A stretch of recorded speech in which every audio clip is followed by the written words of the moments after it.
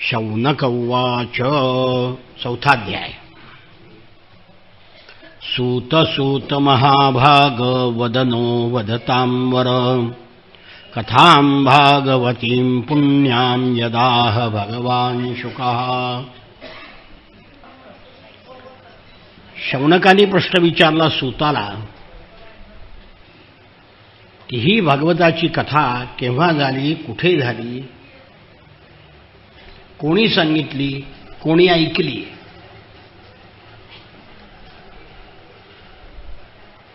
खरं म्हणजे ही कथा सांगणारे शुकदेव महान योगी होते. ते कुठेही थांबत नव्हते.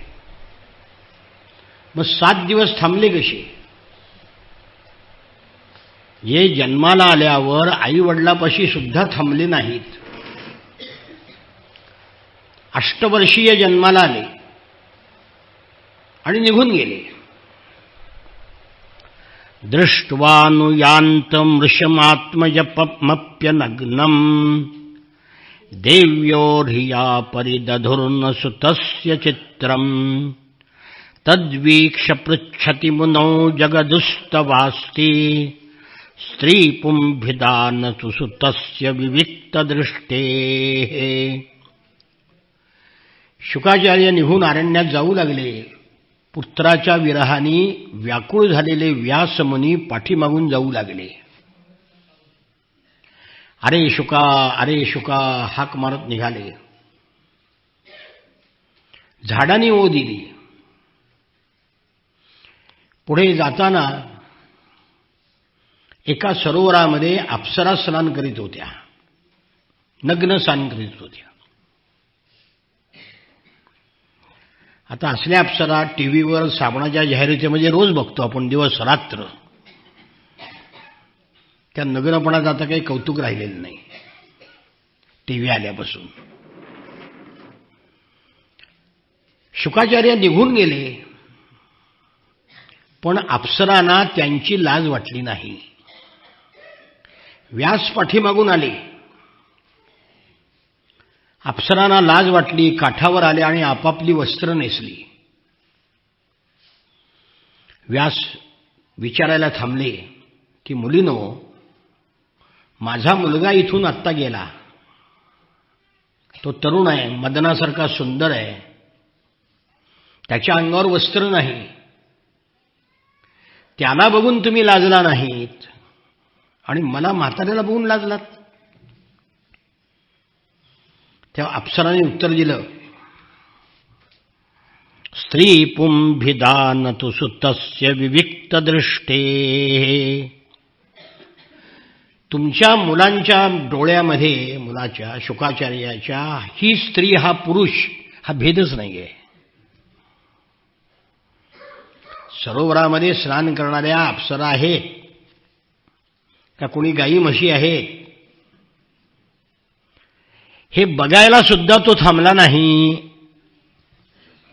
आणि तुम्ही मात्र विचारायला थांबलात. हा तुमच्यातून तुमच्या मुलात फरक आहे.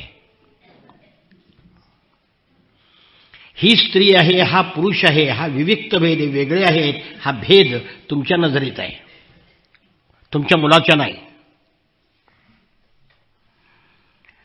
शुकाचार्य कुरुजांगल देशामध्ये हस्तिनापुरामध्ये गेला. त्या लोकांनी ओळखलं कसं? कारण शुकाचार्य अंगावर वस्त्र नाही, केस पिंजारलेले, वेड्यासारखे, उन्मत्त अवस्थेमध्ये लोकांना वेडे वाटत होते. मग हे शुकाचार्य आहेत हे ओळखलं कसं? शुकाचार्यांची आणि परीक्षितीची गाठ कुठे पडली? हा संवाद कुठे झाला?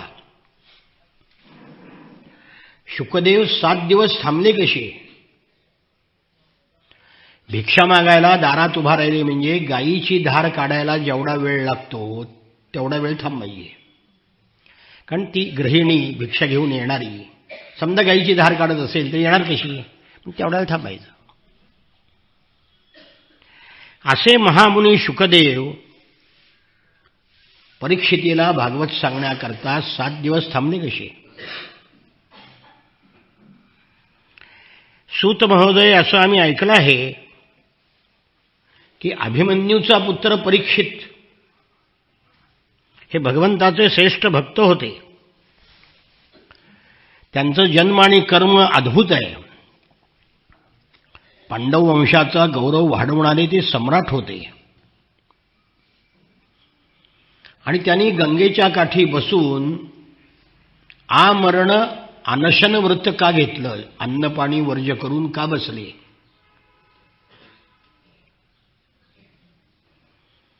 आपल्या राज्याचा, आपल्या प्राणाचा त्याग करण्याची इच्छा त्यांनी का केली? ते विरक्त का झाले?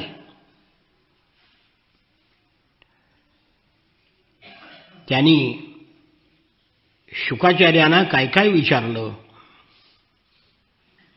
हे सूता, सर्व शास्त्रामध्ये आपण पारंगत आहात, वेदवाणी खेरीज. कारण वेदाचा अधिकार फक्त ब्राह्मणांना होता. आता काय पुस्तकं उपलब्ध आहेत, इतर जातीला शिकवलं जाते. ब्राह्मण शिकत नाही तर बाकीची कुठली शिकायला? सूतांना सर्व शास्त्र सांगण्याचा अधिकार आहे, वेद सोडून. म्हणून जे जे आम्ही तुम्हाला विचारलं ते ते कृपया आम्हाला सांगावं. म्हणून सूताने ही कथा सांगायला सुरुवात केली. सूत उवाच द्वापरे समनुप्राप्ते तृतीये युगपर्यये जातः पराशराद्योगी वासव्याम कलया हरे. 4 युगापैकी तिसरं द्वापर युग सुरू झालं. हे 4 युग फिरतात ना, तिसऱ्यांदा फिरलून जे द्वापर युग आलं ते.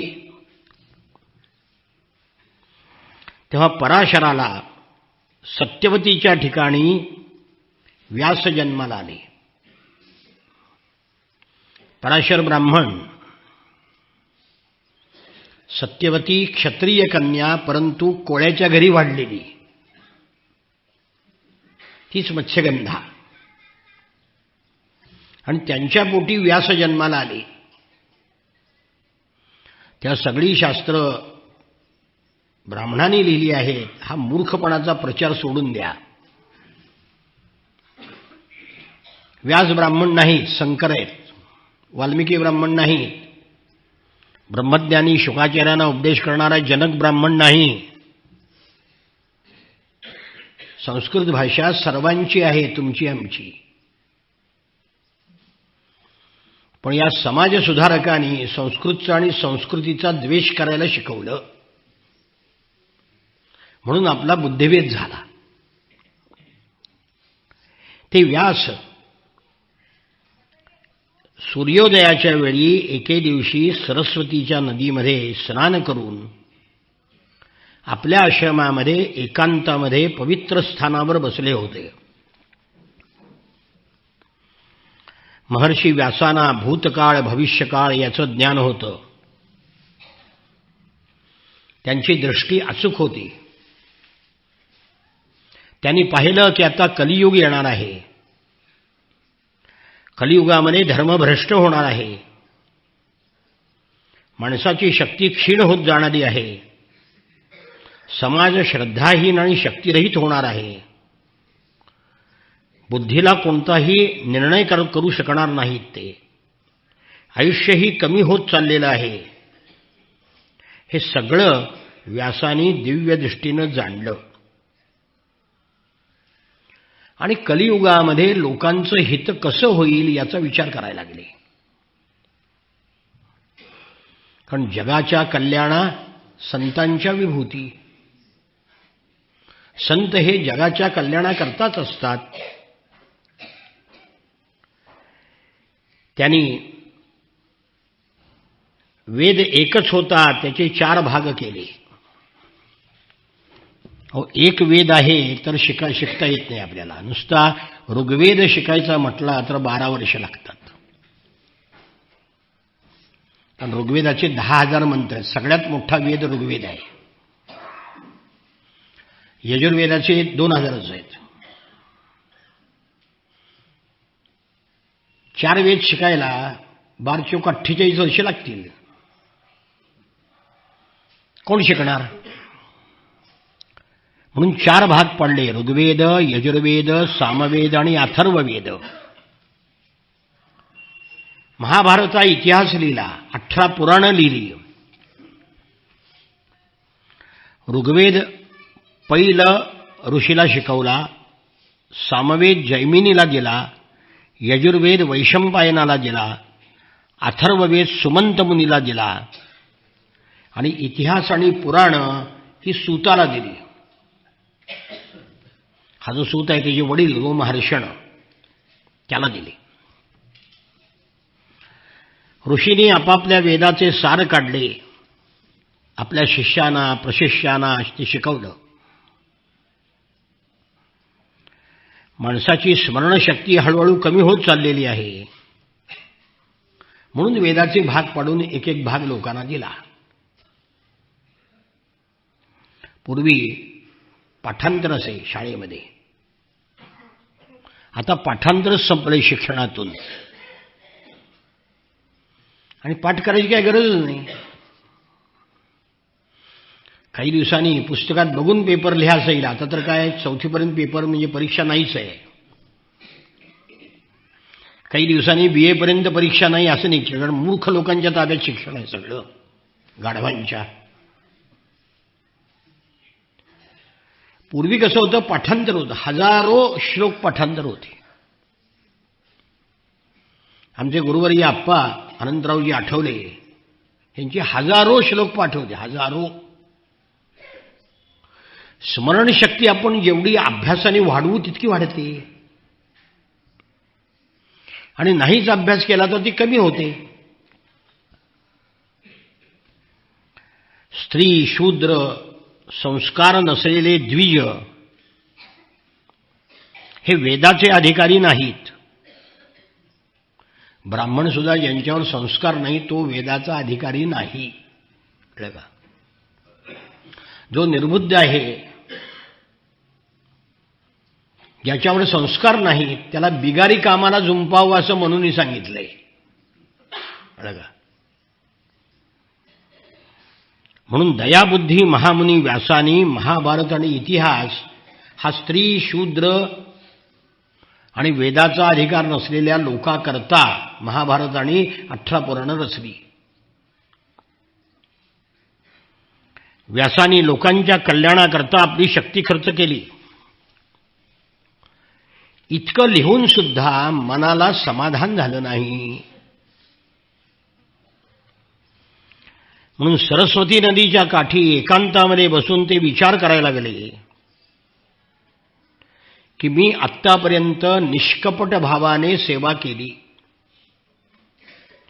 ब्रह्मचर्यादी व्रताचं पालन केलं, वेद गुरु अग्नी यांची सेवा केली, त्यांच्या आज्ञेचं तंतोतंत पालन केलं,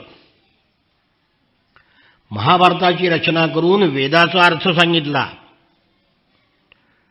स्त्री शूद्र चांडाळांना सुद्धा त्याचा अधिकार दिला, आणि तरी सुद्धा माझं मन हे काही संतुष्ट नाही. भगवंताची प्राप्ती करून देणाऱ्या धर्माचं मी निरूपण केलं नाही म्हणून झालंय का असं? माझ्या असंतोषाचं कारण काय याचा विचार करायला लागले. की हे सगळं केलं, सामान्य लोकांच्या अंतःकरणामध्ये भक्ती निर्माण होईल असं काही केलं का मी? श्रीकृष्ण द्वैपायन ऋषी, व्यासाला सुद्धा कृष्णच म्हणतात बरं का. कृष्ण म्हणजे ते सावळे होते म्हणून कृष्ण. द्वीपावर जन्माला आले म्हणून द्वैपायन. वेदाचा विस्तार केला म्हणून व्यास, विव्यास वेदान, इतकी नाव आहेत व्यासांची.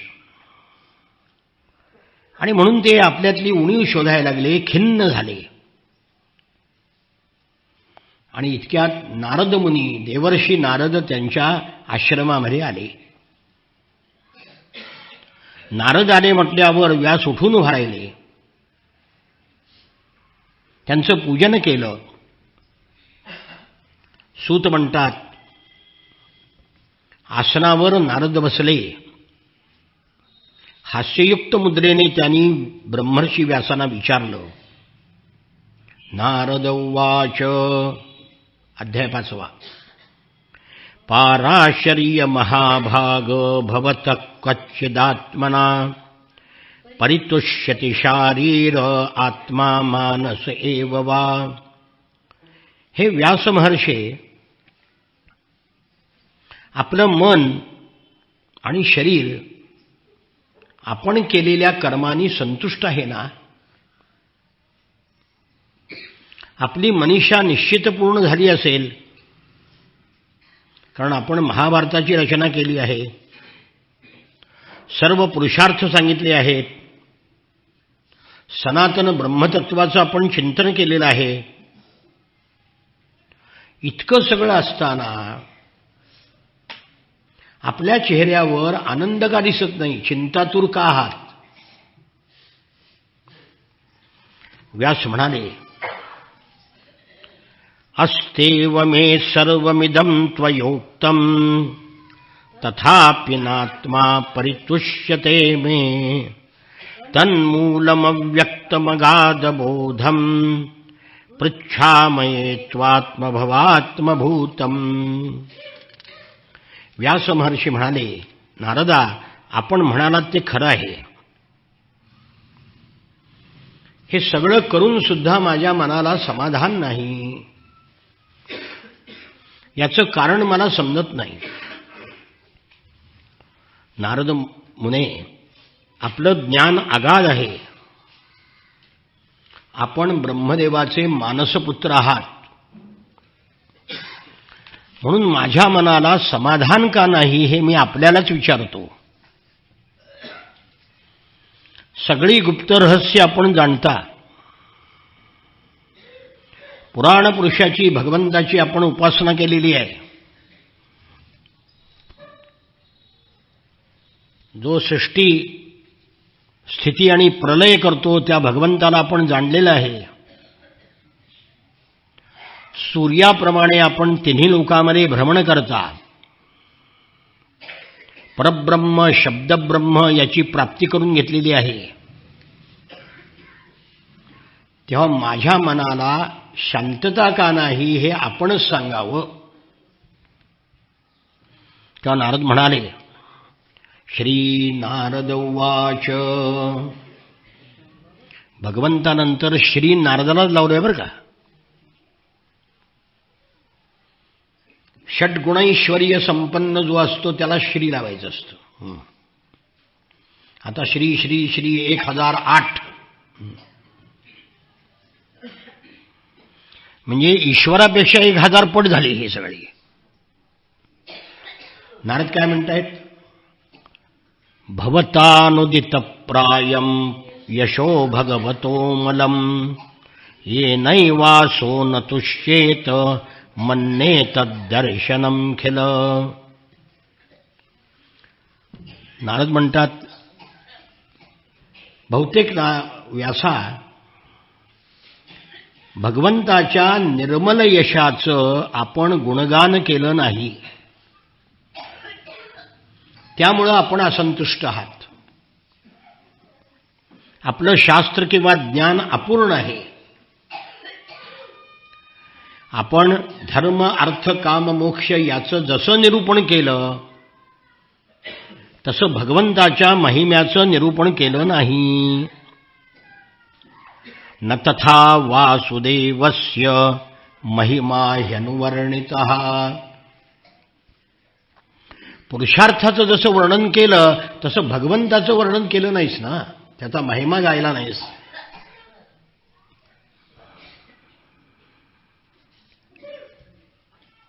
माणसाची रस अलंकाराने युक्त अशी वाणी,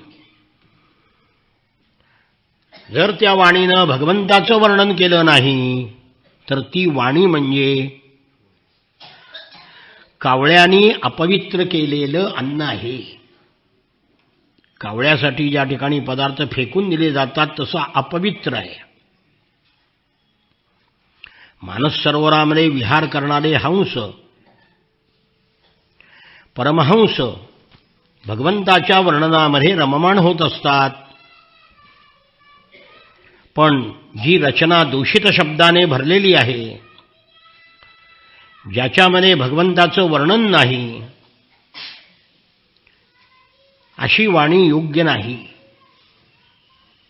भगवंताचं वर्णन करणारी वाणी सर्व पापाचा नाश करते. म्हणून सत्पुरुष अशा वाणीचं श्रवण, गायन आणि कीर्तन करतात. ही वाणी जर भगवंताला अर्पण नसेल तर ती शोभत नाही. व्यास महर्षे आपली दृष्टी अचूक असून सुद्धा आपण अचिंत्य शक्ती भगवंताच्या लीलाचं वर्णन करा, म्हणजे आपल्याला समाधान प्राप्त होईल. भगवंताच्या लीलाखेरीज दुसरं काही सांगण्याची जो इच्छा करतो, तो नामरूपाच्या फेऱ्यात सापडतो. त्याची चंचल बुद्धी स्थिर होत नाही. संसारी लोकांचं मन विषयामध्ये गुंतलेलं असतं. ते सकाम कर्म, निंदनीय कर्म करीत असतात आणि निंदनीय कर्मालाच मुख्य कर्म समजतात. म्हणून भगवंताचं गुणवर्णन कर. भगवंताचे गुण अनंत आहेत.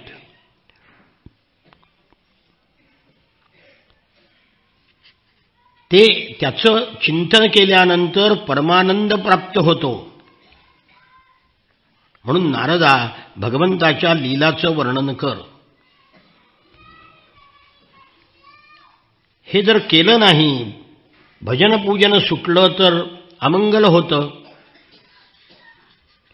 म्हणून भगवान श्रीकृष्णाचा जो चरणसेवक आहे, तो भगवंताच्या कथेचं सदैव निरूपण करतो. म्हणून व्यासमुने भगवंताच्या लीला वर्णन कर. पुरुषोत्तम भगवंताचे जे कलावतार आहेत, त्यांच्या लीलांचं वर्णन कर. मनुष्याने केलेलं तप, वेदाध्ययन, यज्ञाचं अनुष्ठान, स्वाध्याय, ज्ञान, दान, याचा एकमेव उद्देश आहे की भगवंताच्या लीला वर्णन कराव्यात. याकरता तुला माझ्याच मागील जन्माची कथा सांगतो, म्हणजे ऐक. म्हणून नारदानी पूर्वीच्या जन्माची कथा सांगितली. नारदाचे 3 जन्म आहेत यात. एक नारदाचा, आता हा दासीच्या पुत्राचा, आणि अजून एक गंधर्वाचा. नारद म्हणाले, मागच्या जन्मी, पूर्वजन्मी वेदसंपन्न ब्राह्मणाच्या एका दासीचा मी मुलगा होतो. मागच्या जन्मामध्ये पावसाळ्यामध्ये तिथे काही योगीजन राहायला आले चातुर्मासाकरता. योगी आणि संन्यासी यांचा चातुर्मास 2 महिन्याचा असतो, भाद्रपदात संपतो तो. कारण पावसाळा असल्यामुळे कुठे जाता येत नाही, म्हणून एका ठिकाणी राहायचं. नाही तर संन्याशांनी एका ठिकाणी राहायचं नाही असा नियम आहे.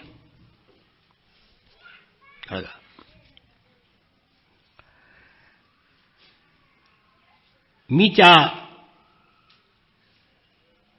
महापुरुषांची, योगीजनांची सेवा करीत होतो. मी लहान होतो, पण कोणत्याही प्रकारच्या खोड्या करीत नव्हतो. इंद्रिय माझ्या स्वाधीन होती. खेळण्या बागडण्यापासून मी दूर होतो. ते संतजन जी आज्ञा देतील त्याप्रमाणे मी सेवा करीत होतो. मी फार कमी बोलत होतो. आणि माझं हे चांगलं वर्तन पाहून समदर्शी असलेल्या योग्यांनी माझ्यावर अनुग्रह केला. त्या योग्यांची अनुमती घेऊन पात्रामध्ये राहिलेलं उष्ट अन्न मी दिवसातून एकदा खात होतो. त्यामुळे माझी सगळी पापं नाहीशी झाली. यज्ञातून उरलेलं अन्न जे खातात त्याची पापं नष्ट होतात. गीतेनं सांगितले, यज्ञशिष्टाशनः संतो मुच्यन्ते सर्व किल्बिषैः. एक जर गीता अर्थासह पाठ केली तर सगळं तत्वज्ञान येईल तुम्हाला. दुसऱ्या कुठल्या ग्रंथाचा अभ्यास करायची गरज नाही.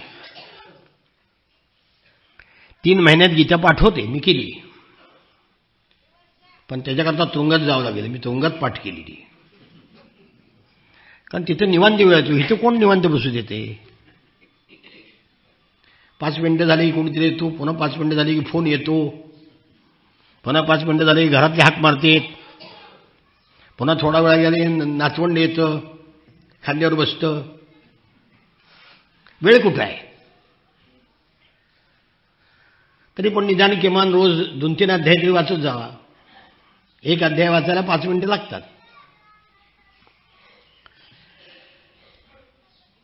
एक वेळ मी खात होतो, त्यांची सेवा करता करता माझं हृदय शुद्ध झालं. ते महात्मे लोक भजन पूजन करीत होते, त्यामध्ये मला गोडी वाटू लागली. त्या सत्संगामध्ये त्या महात्म्यांचा अनुग्रह झाल्यामुळे मी भगवान श्रीकृष्णाच्या कथा रोज ऐकू लागलो आणि श्रद्धापूर्वक एक एक कथा ऐकत गेल्याने मला भगवंताविषयी प्रेम वाटू लागलं. जशी जशी भगवंताच्या विषयी मला प्रीती वाटू लागली, प्रेम वाटू लागलं, तसतसं त्याच्या ठिकाणी माझी बुद्धी स्थिर झाली आणि मी माझ्या परब्रह्मरूप आत्म्यामध्ये ही माया आहे अशी कल्पना करू लागलो. वर्षा ऋतू आणि शरद ऋतू 2 महिने गेले. दिवसातून 3 वेळी भगवंताच्या यशाचं संकीर्तन ते करीत असत महात्मे. मी प्रेमभराने ऐकत होतो, त्यामुळे माझा रजोगुण आणि तमोगुण नाहीसा झाला आणि भक्ती माझ्या हृदयामध्ये उदय पावू लागली. म्हणून ऐकलं पाहिजे. नवविधा भक्तीमध्ये ऐकणं ही पहिली भक्ती आहे. श्रवणं कीर्तनं विष्णोः स्मरणं पादसेवनं अर्चनं वंदनं दास्यं सख्यमात्मनिवेदनम. नवविधा भक्तीमध्ये श्रवण ही पहिली भक्ती आहे आणि ती भक्ती तुम्ही करीत आहात. ऐकत ऐकत माणसाच्या मनामध्ये चांगले विचार येतात, भक्ती निर्माण होते.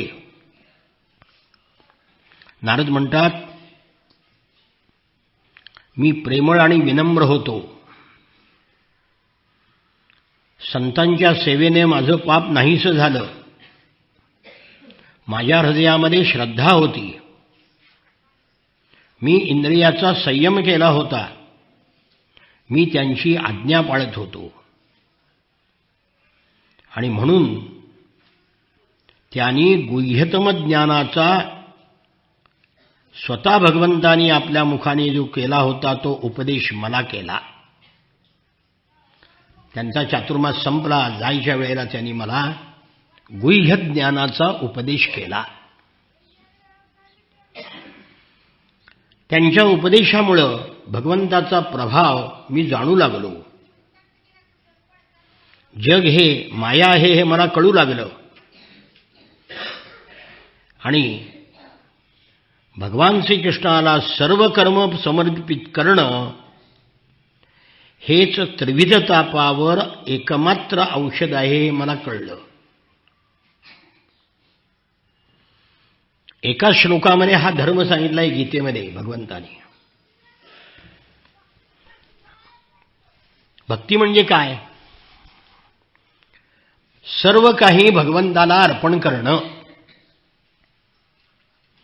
यत्करोषि यदश्नासि यज्जुहोषि ददासि यत् यत्तपस्यसि कौन्तेय तत्कुरुष्व मदर्पणम्. यत्करोषि जे जे करशील, यदश्नासी जे जे खाशील, यत अशनाशी जोहो जे जे हवन करशील, यत तपस्यशी जे जे तप करशील, हे सगळं दान करशील ते सगळं भगवंताला अर्पण कर.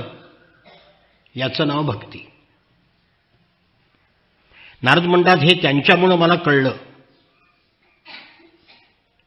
प्राण्यांना पदार्थाच्या सेवनाने रोग होतो,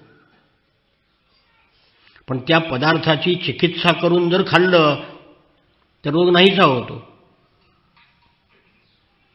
म्हणून कर्म करून त्यामध्ये आसक्त झाला तर रोग आहे, पण केलेली कर्म भगवंताला अर्पण केली तर औषध आहे. जो रोग आहे तेच औषध आहे. अन्न तारी अन्न मारी. अन्नातून रोग निर्माण होतात आणि अन्नाने मनुष्य जगतो, हेही बरोबर आहे. या लोकी जे शास्त्रविहित कर्म आहे ते भगवंताच्या प्रसन्नतेसाठी केले जाते आणि त्यातून ज्ञानाची प्राप्ती होते. म्हणून भगवंताच्या प्रीत्यर्थ कर्म करा, त्याच्या आज्ञेनुसार आचरण करा, भगवंताचे गुण आणि नामाचे कीर्तन करा, स्मरण करा. हे ज्ञान त्या महानुभावानी, त्या सगळ्या संन्याशांनी नारदाला लहानपणी सांगितलं. ज्याचं स्मरण करतात, ज्याचं कीर्तन करतात त्या भगवंताला नमस्कार असो. नमो भगवते तुभ्यं वासुदेवाय धीमहि प्रद्युम्नाय निरुद्धाय नमः संकर्षणाय च. भगवान श्री वासुदेवाला नमस्कार असो, मी त्याचं ध्यान करतो. धीमहि म्हणजे ध्यान करणे. प्रद्युम्न, अनिरुद्ध, संकर्षण या नावाने जो प्रसिद्ध आहे त्याचा मी नमस्कार करतो, त्याचं मी पूजन करतो. त्याचं ज्ञान हे ब्रह्मज्ञान आहे. अशा प्रकारे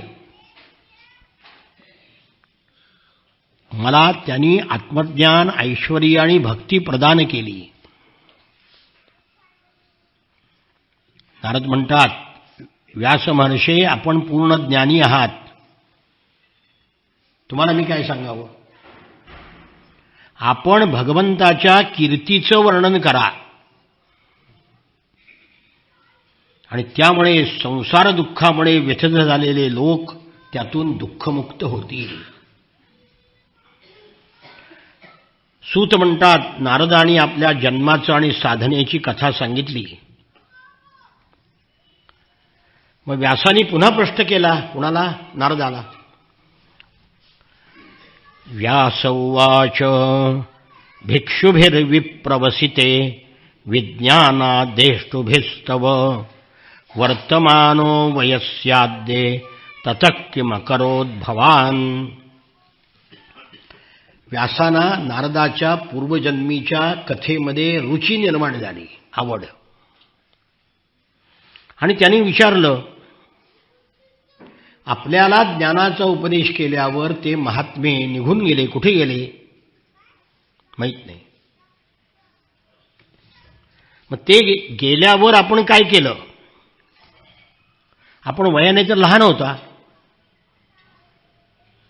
हे ब्रह्मपुत्रा, नारद हे ब्रह्मदेवाचे पुत्र आहेत, मानस पुत्र आहेत, म्हणजे मनातून निर्माण झालेले. आपण राहिलेलं आयुष्य आपलं कसं खर्च केलं?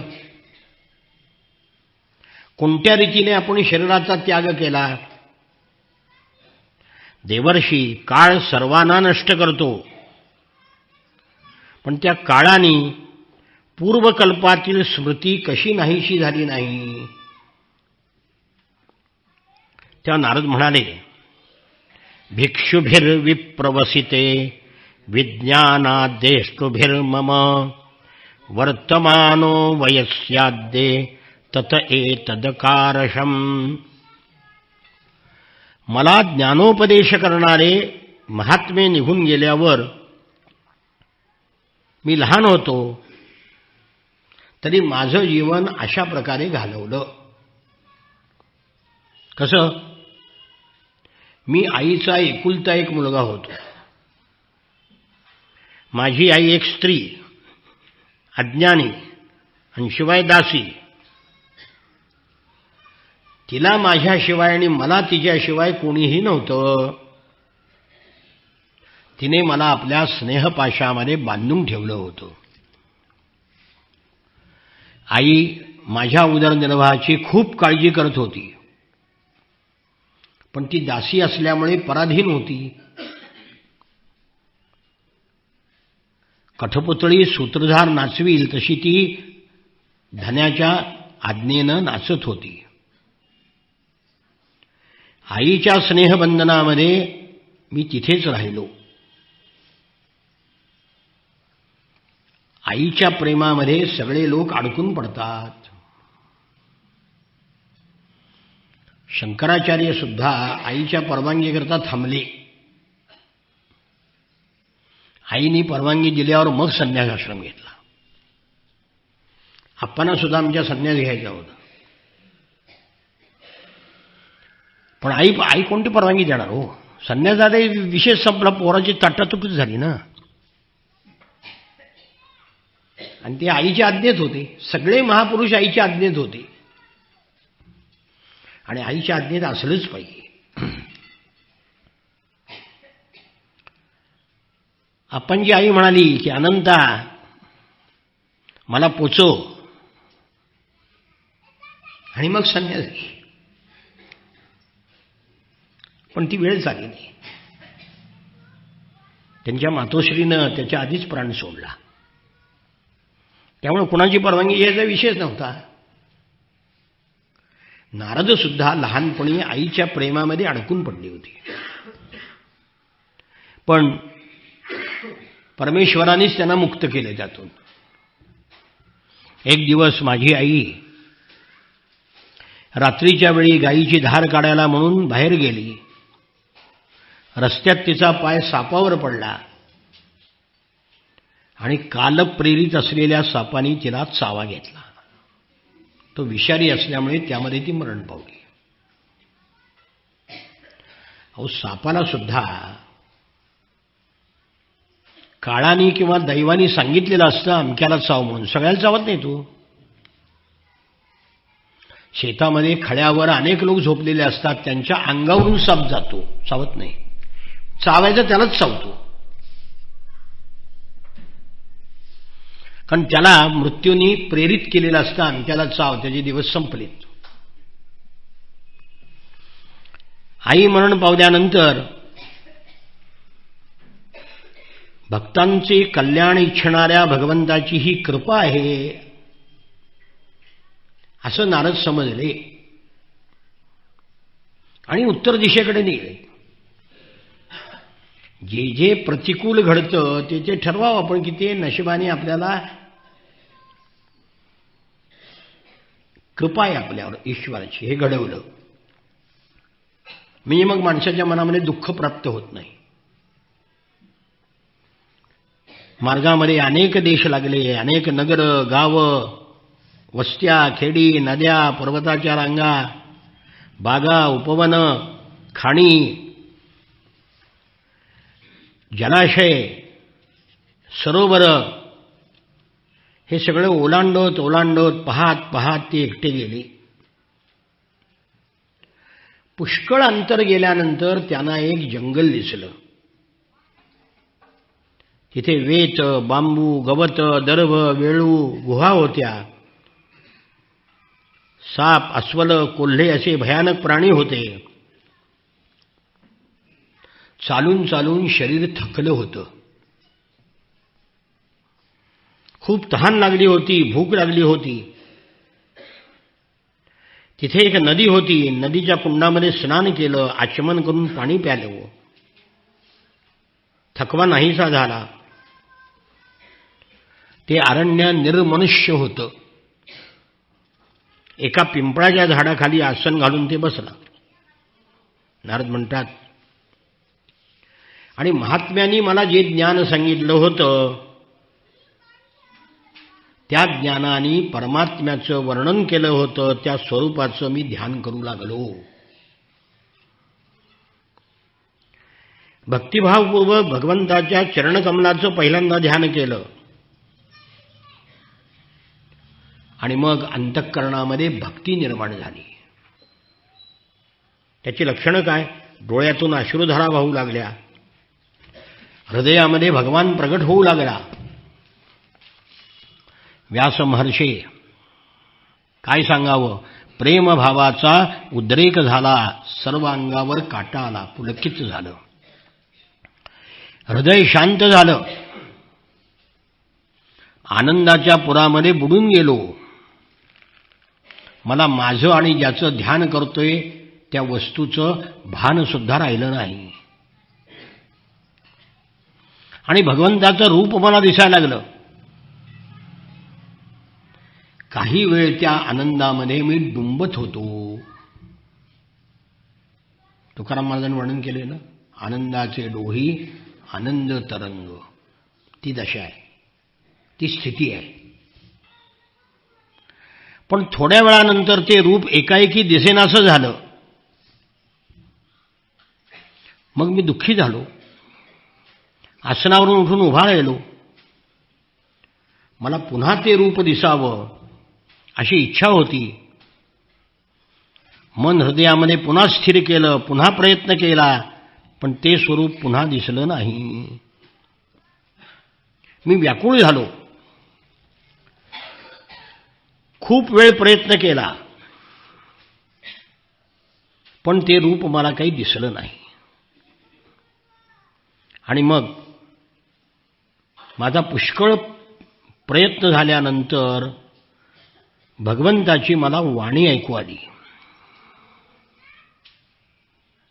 भगवान म्हणाले, हंतास्मिन् जन्मनि भवान मां द्रष्टुमिहार्हति अविपक्व कषायाणां दुर्दर्शोऽहं कुयोगिनां. भगवंताची वाणी मला ऐकू आली. आता तुला खेदाची गोष्ट आहे, माझं या जन्मामध्ये तुला पुन्हा दर्शन होणार नाही. कारण ज्याच्या वासना पूर्णतया नाहीशा झाल्या नाहीत, त्या अपरिपक्व म्हणजे कच्च्या योगी लोकांना माझं दर्शन दुर्लभ आहे. हे निष्पाप बालका, हृदयामध्ये तू मला प्राप्त करण्याची इच्छा केली, जिज्ञासा म्हणून तुला मी रूप दाखवलं, एक वेळ दाखवलं, पण याच्या पुढे तुला माझं हे रूप दिसणार नाही. कारण तुझं शरीर मलिन आहे, या शरीराने तुला ते दिसणार नाही. अल्पकाळ तू संतांची सेवा केलीस म्हणून तुला रूप एकदा दाखवलं. अल्पकाळ केलेल्या सेवेमुळं तुझी चित्तवृत्ती माझ्यामध्ये स्थिर झाली. आता हे शरीर सोडून देशील तेव्हा तू माझा पार्षद होशील. पार्षद म्हणजे सेवक. मला प्राप्त करण्याचा तुझा हा दृढ निश्चय ढळणार नाही. नारदा, सृष्टीचा प्रलय झाल्यानंतर सुद्धा तुझी स्मृती कायम राहील. इतकं बोलून परमात्मा स्तब्ध झाला. नारद म्हणतात, मग मी त्याला नमस्कार करून त्याचा अनुभव घेऊन पुन्हा हिंडू लागलो. लज्जा संकोच सोडून भगवंताचं कीर्तन करीत, नामस्मरण करीत हिंडू लागलो. सर्व जगाची लाज सोडून मी भगवंताचं भजन करते असं मीराबाई म्हणाल्या ना. अहो, भजन करायचं, सतत नामस्मरण करायचं तर लोकांची टिंगल सहन करावी लागते. भजन करायला लागलं, नामस्मरण करायला लागलं तर घरातला पोरगा, नातवंड सगळे टिंगल करतील त्या बाईची. आमच्या आईला वेड लागलाय म्हणते. पण हे वेड सगळ्याला लागावं. आम्ही बिघडलो, तुम्ही बिघडा ना. तुकाराम महाराज, आम्ही बिघडलोय ना, तसं बिघडा तुम्ही, चालतंय. सगळ्याला हे वेड लागलं बाई. तेव्हापासून ते हिंडू लागले, भगवंताचं स्मरण करू लागले आणि मृत्यूची प्रतीक्षा म्हणजे वाट बघू लागले, पृथ्वीवर भ्रमण करू लागले. भगवंताच्या कृपेनं नारद म्हणतात, माझं हृदय शुद्ध झालं, आसक्ती नाहीशी झाली, मी श्रीकृष्ण परायण झालो. आणि आकाशामध्ये अचानक वीज चमकावी त्याप्रमाणे योग्य समयी मला मृत्यू आला. मी शुद्ध भगवंताच्या पार्षदाचं शरीर प्राप्त झालं मला. कल्पाच्या अंती भगवान नारायण प्रलयकालीन समुद्रामध्ये त्यांनी शयन करायचं ठरवलं, तेव्हा ब्रह्मदेव त्यांच्या हृदयामध्ये प्रगट झाला आणि त्याच्याबरोबर श्वासाबरोबर मीही हृदयात प्रवेश केला. 1000 चतुर्युग संपल्यानंतर ब्रह्मदेव जागे झाले. 4 युग 1000 वेळा फिरली म्हणजे एक कल्प होतो. त्यांनी सृष्टी निर्माण करण्याची इच्छा केली. मग पहिल्यांदा जे ऋषी निर्माण केले, मरीची, अत्री वगैरे, त्यामध्ये मलाही निर्माण केलं. हे मनापासून निर्माण झालेले आहे. तेव्हापासून भगवंताच्या कृपेनं विश्वामध्ये मी संचार करीत असतो, सदैव नामस्मरण करीत असतो अखंड. भगवत भजन हे माझ्या जीवनाचं व्रत आहे. अखंडपणे ते चालू आहे. भगवंतानी मला वीणा दिलेली आहे. त्याला म्हणतात ब्रह्मवीणा. हे कोणतं ब्रह्म आहे? स्वरब्रह्म. देवदत्तामिमां वीणां स्वरब्रह्म विभूषितां मूर्छयित्वा हरिकथां गायमानश्चराम्यहं. भगवंतानी दिलेल्या या स्वरब्रह्मानी विभूषित असलेल्या वीणेवर किंवा वीणा छेडत छेडत भगवंताच्या लीलेचं गायन करीत मी हिंडत असतो. ज्याच्या चरणकमलातून सर्व तीर्थ निर्माण झाली, त्याचं यशोगान करणं मला अतिशय प्रिय आहे. मी भगवंताच्या लीला गायन करू लागलो की भगवान माझ्या हृदयामध्ये येऊन थांबतो. ज्याच्या हृदयामध्ये विषयभोगाच्या कामना आहेत, त्याच्यासाठी भगवंताचं लीला कीर्तन हे संसार सागरातून पार होण्याचं झाग आहे, असा माझा अनुभव आहे. कामक्रोधाच्या तडाख्याने माणसं त्यांचं हृदय विदीर्ण होतं, ते भगवंताच्या नामस्मरणाने शांत होतं. व्यास म्हणे, सर्वं तदिदमाख्यातं यत्पृष्टोऽहं त्वया नघ जन्म कर्म रहस्यं मे भवतश्चात्मतोषणम्. नारद म्हणतायत, व्यास म्हणे, आपण निष्पाप आहात म्हणून आपण जे विचारलं ते सर्व माझा जन्म, साधनेचं रहस्य आणि ज्यामुळे आपल्याला संतोष प्राप्त होईल तो मार्ग मी आपल्याला सांगितला. सूत म्हणतात, देवर्षी नारदांनी व्यासांना अशा प्रकारे सांगितलं. त्यांची अनुमती घेऊन वीणा वाजवीत नारद मुनी निघून गेले. त्या नारद मुनीचं वर्णन केले शेवटच्या श्लोकात. अहो देवर्षिर्धन्योऽयं यत्कीर्तिं शार्ङ्गधन्वनः गायन्माद्यन्निदन्तन्त्र्या रमयत्यातुरं जगत्. अहो हे देवर्षी नारद धन्य आहेत, कारण शारंगपाणी